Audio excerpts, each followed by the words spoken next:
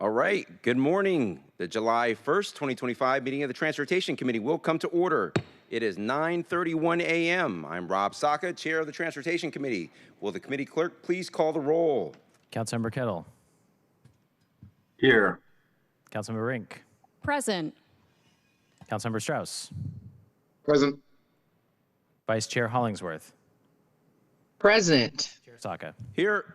Chair, there are 5 members present. All right, if there is no objection, the agenda will be adopted. Hearing and seeing no objection online, the agenda is hereby adopted. All right, thank you, colleagues and members of the public. Thank you for joining us today at today's Transportation Committee meeting. As always, we have a full and important, of course, exciting, as always, agenda before us today. Our first topic today will be the ST3 Transitway Agreement, which we briefed and discussed at our very last Transportation Committee meeting. This council bill and companion resolution are an important step to building out light rail infrastructure to West Seattle and beyond. Thank you again to Sound Transit and our ST3 City team. Our second topic will be a piece of executive-driven legislation we heard in a previous committee regarding a leasehold deed of trust between SDOT and the Cultural Space Agency at King Street Station. Looking forward to hearing about this legislation from our central staff and SDOT partners again. That said, we'll now open the hybrid public comment period. Public comment should relate to items on today's agenda and be within the purview of this committee. Clerk, how many speakers are signed up today? We have 1 in person and 1 remote, but not present yet. Thank you. Each speaker will have approximately 2 minutes. We will start with the in-speaker or in-person speakers first. Clerk, could you please read the public comment instructions? The public comment period will be moderated in the following manner. The public comment period is up to 20 minutes. Speakers will be called in the order in which they registered. Speakers will alternate between sets of in-person and remote speakers until the public comment period has ended. Speakers will hear a chime when 10 seconds are left of their time. Speakers' mics will be muted if they do not end their comments within the allotted time to allow us to call on the next speaker. Public comment period is now open, and we'll begin with the first speaker on the list. That is Dan French. Testing. Are we working? Testing. Hold on a second, Dan. Test. Okay. You're live. You may begin. Thank you. I am objecting to anything moving forward with SDOT. They have proved beyond any measure of sanity that they are incompetent and grossly negligent on multiple areas. The most glaring one is the one I continue to bring here, the 130th Street unsafe project.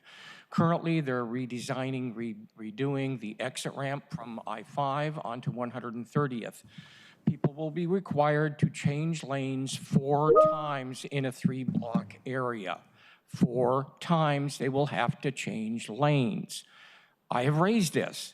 I have been ignored. They are shutting down 5th Avenue, an alternate route. Just recently, I-5 was shut down to yet another accident. The alternate routes are not going to work because SDOT is shutting them down. Who does this? Who thinks this is a good idea? I would like to know. I would like to meet and talk with them and understand why. Continuing on that same vein, the shutting down will reroute traffic where it is currently being rerouted in front of both schools, churches, and other residences that people have been begging to get SDOT's attention. They won't look, they won't listen. They need to listen, they need to look, they need to be held accountable. Please, they're not. They're showing everything is peaches and roses, and they're not. There's serious problems, backlogs, failures. SDOT is not being held to any level of accountability. Thank you. Thank you, sir. We'll now go to the remote speaker. We have 1 remote speaker, David Haynes. David Haynes, when you're allowed to speak, remember to hit that *6. Thank you.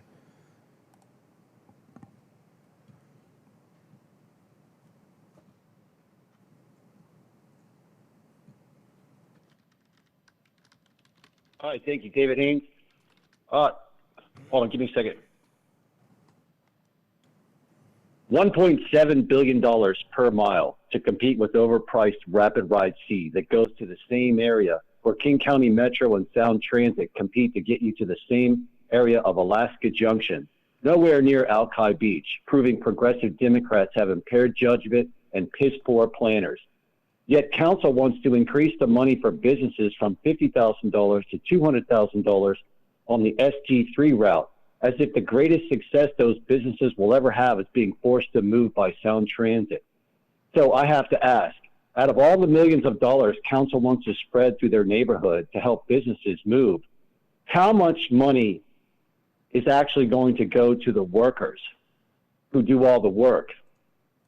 Are they going to be able to pocket some of it for the inconvenience, or is this another slush fund for businesses that oppress their workers, selling them out, keeping them desperate paycheck to paycheck like traditional capitalist oppressors of workers, reminding us there isn't really any difference between neoliberal and conservative debt service police state economy of non-working shareholder middleman donors, the owners of our politicians?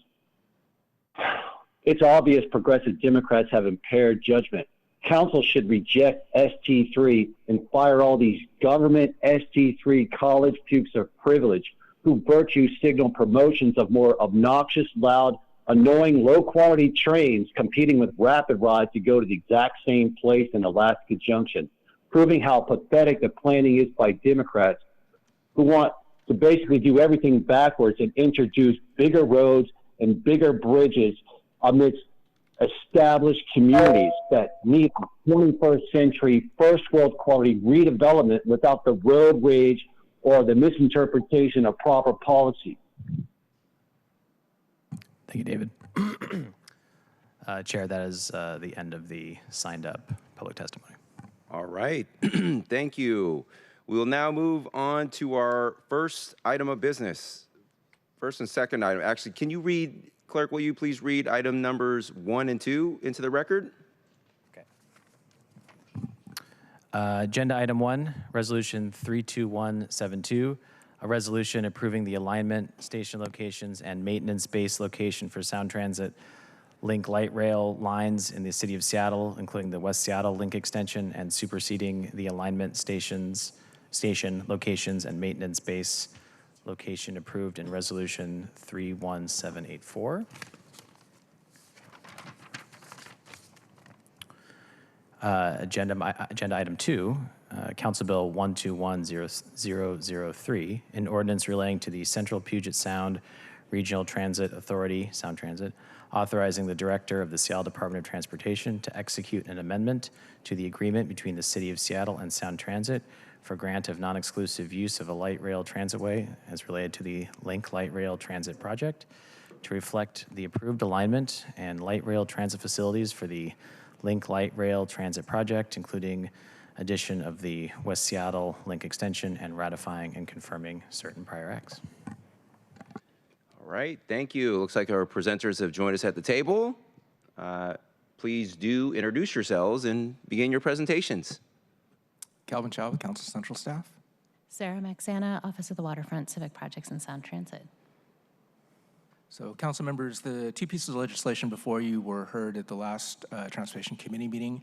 They are two related pieces of legislation. The resolution would provide council's approval of the West Seattle alignment, and that is a necessary step to allow Sound Transit to start applying for permits to keep the project, to allow them to continue to prepare for the future of that project.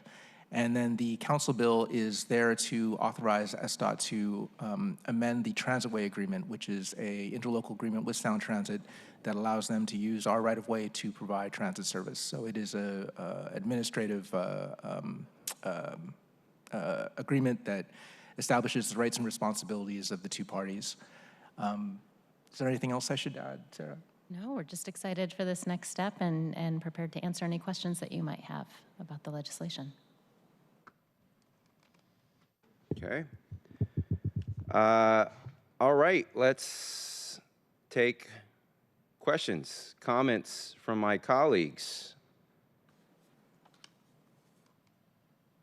if any. Any questions, comments? No? All right.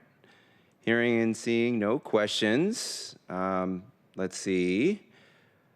Let's take up the resolution first, which is item 1 on the agenda.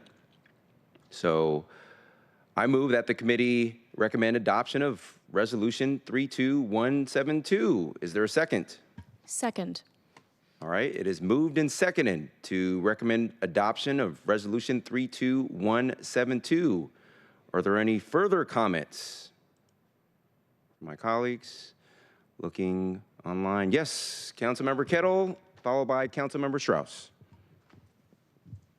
Thank you, Chair Saka. I just wanted to thank not only the central staff team, Mr. Chow, but also the EST3 team with the ST3 and the Waterfront Office. And I appreciate their support and background and insight on the issues related to this. Thank you very much. Thank you. Councilmember Strauss. Thank you, Chair. Yeah, just echoing the same comments that Councilmember Kettle did, as well as sharing my comments from the last meeting that this is a straightforward, routine bill that is directly aligned with the record of decision that was approved by the federal government for Sound Transit. Thank you, Chair. All right. Thank you, Councilmember Strauss. I will pile on from with my own 2 cents from my perspective. So first off, I want to again reiterate my support for this project, strong support. Connecting our culturally rich neighborhoods benefits our city and our respective council districts. Today's legislation is about expanding and investing in our city's transit infrastructure, but for me, it's also about accountability and oversight. Major infrastructure expansion and rehabilitation projects like this can be disruptive.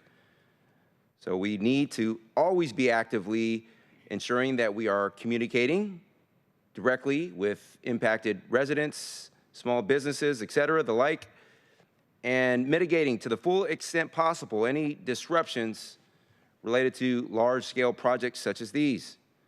So my support for this project is totally predicated on the expectation of engagement and outreach and the help to the full extent possible under the law, including the expanded law, which raises the relocation assistance, the state statutory cap for relocation assistance that I lobbied for in Olympia this year, to help with the mitigation. And that mitigation on behalf of Sound Transit. Sound Transit's chief responsibility to do that. And I expect partners like Sound Transit to work with impacted parties utilizing new tools like the aforementioned bill, HB 1733, that increases the statutory cap for relocation assistance. And so once again, this is an important project for our communities and our region. My office will continue to be active in making sure that engagement, mitigation, and accountability is present at every step of the way. All right. Any of my colleagues have any final questions or comments? Hearing and seeing none, will the clerk please call the roll on recommendation to adopt resolution 32172? Councilmember Kettle. Aye. Councilmember Rink. Yes. Councilmember Strauss. Yes. Vice Chair Hollingsworth. Yes. Chair Saka. Aye. Chair, there are 5 votes in favor and 0 opposed. All right, the motion carries, and the committee recommendation that the council adopt resolution 32172 will be sent to the July 8th, 2025 City Council meeting. We will now proceed to the second item of business, which has already been read into the record. Presenters, just give us a quick overview of the ordinance, please. The ordinance is a authorizing ordinance allowing SDOT to sign a amendment to the Transitway Agreement, which acknowledges the West Seattle alignment in the body of that document. I don't believe there are any other changes in the document at all. Other changes. So it is just to acknowledge the West Seattle alignment in the Transitway Agreement. All right, thank you. Colleagues, any initial questions or comments? Hearing and seeing none, I move that the committee recommend passage of Council Bill 121003. Is there a second? Second. It is moved and seconded to recommend passage of Council Bill 121003. Are there any further comments? Hearing and see. Oh, Councilmember Strauss, go ahead. Floor is yours.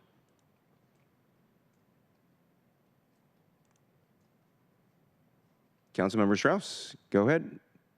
Oh, stale hand. All right. Joys of remote. All right. If there are no final comments from my colleagues, will the committee clerk please call the roll on recommendation to pass Council Bill 121003? Councilmember Kettle. Aye. Councilmember Rink. Yes. Councilmember Strauss. Councilmember Strauss. We'll move on. Vice Chair Hollingsworth. Yes. Chair Saka. Aye. Can you call the roll again? I heard him come off. Of course. Well, I saw him come off. I didn't hear him. Yes. Councilmember Strauss.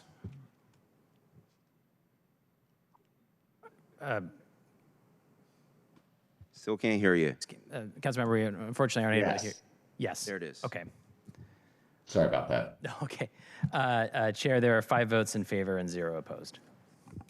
All right. The motion carries, and the committee recommendation that council pass Council Bill 121003 will be sent to the July 8th, 2025 City Council meeting. All right. We will now move on to our third item of business. Will the clerk please read item 3 into the record? Agenda item 3, Council Bill 120989, an ordinance relating to the Seattle Department of Transportation, authorizing the Director of Transportation to execute and record a leasehold deed of trust, reflecting Cultural Space Agency's leasehold estate rights created through the agreement it executed with the City of Seattle as authorized under Ordinance 126916, and ratifying and confirming certain prior acts. Thank you. Will our new presenter please join us at the table? Looks like you already have.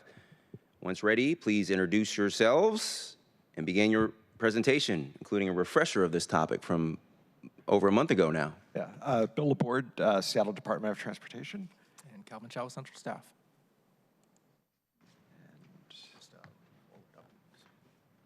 Rolled up and down. So just a quick refresher. I'm not going to go through, I don't think I need to go through these slides, but this is just some background that's available as a reference on King Street Station, noting that the city purchased the station from BNSF in 2008 and managed the historic restoration and seismic rehabilitation of the building, which was completed in 2013. The SDOT has partnered with Arts and Culture since 2015. They moved on, renovated and moved into the 3rd floor in 2019. And since then, collaborating with Arts and Culture and the Cultural Space Agency, which is a public development authority that was created by the city. They also funded a renovation, in this case on the 2nd floor, and moved in 5 organizations, arts organizations, mostly centered on education for youth, arts education for youth in late 2023. And you can see we have lease agreements for all 3 uses, Amtrak on the 1st floor, Arts and Culture on the 3rd, and Cultural Space Agency on the 2nd. And this legislation in front of you would authorize the SDOT director to execute and record essentially the existing lease, 30-year lease with Cultural Space Agency as a deed of trust, and which is a prerequisite for the cultural space agency to collect a State Department of Commerce earmark that covers a substantial cost of the over $4 million that they put into renovating the second floor. And there's no, we have worked with law to determine that there's no financial risk to the city. What it does provide is that if CSA was to default on their lease, the state would take over the leasehold interest as security for the earmark. We would actually probably see a windfall if that happened, in the sense that if arts or if Department of Commerce did take over the leasehold and couldn't continue to use it in its current form as an arts entity, arts education entity, then the rent would bump up $12 a square foot. We'd actually start collecting more money if it was used for office space or something like that. And I think that's it, yeah. All right. Thank you. Colleagues, anyone have any initial questions, comments on this bill before us? Hearing and seeing none.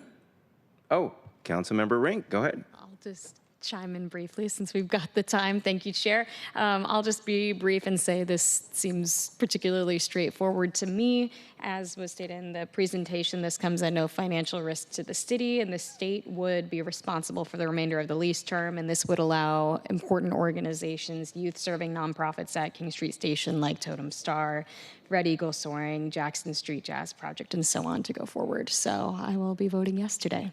Thank you. Thank you. Councilmember Kettle. Thank you, Chair Saka. Yes, fairly straightforward. And I just wanted to note that, we have to look for opportunities to, look after our gems in the city, those kind of historical locations that add that kind of extra piece to our city, whether it's on the waterfront or, different parts, Town Hall, or King Street Station. And it's also a good way to build community, which is something, that we need to do again and again post-pandemic to rebuild, the different pieces of community that we have in our city. And this cultural space would be great for that. So definitely support. Excellent. Thank you. Any other? Oh, go ahead, Councilmember Strauss. Thank you. Just one last mic check. Can you hear me clear? Can hear you. Lima Charlie, loud and clear. Wonderful. Just have to say, it's been an amazing opportunity to get to watch the King Street Station change over the last decade, from having low hung false ceilings to what we have now, which is positive activation in the rooms of King Street Station. It's just been quite a journey. And really, this is a special opportunity. I'm excited to pass this bill today as the last step on the journey for now. Thank you, Chair. Thank you. And I'll pile on that I think this is in the category, in my view, of less straightforward and more firmly in the routine bucket. I'll say, as a lawyer, this bill deals with some very technical and fairly complex legal constructs pertaining to real property, and so that's why maybe not the most straightforward, but it is a bit more routine and very important and impactful as well. So for those reasons, I am here to support it today. Proud to be able to support it today. That said, let's see, I move that the committee recommend passage of Council Bill 120989. Is there a second?